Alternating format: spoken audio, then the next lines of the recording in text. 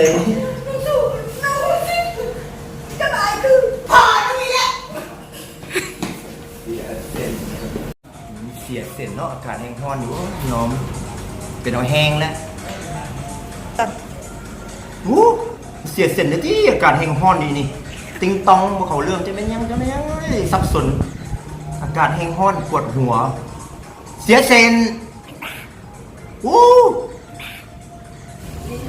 ปวดหัวเสียเส้นที่พี่บ้า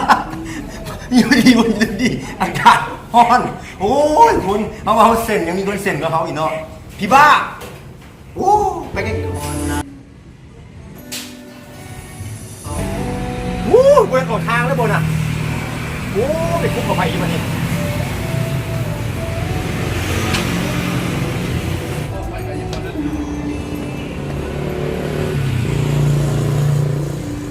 ไปใส่แล้ววะบนเห็น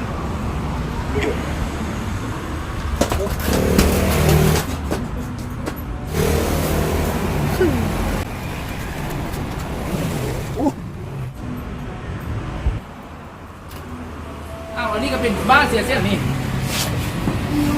ไปเล่นมาหัว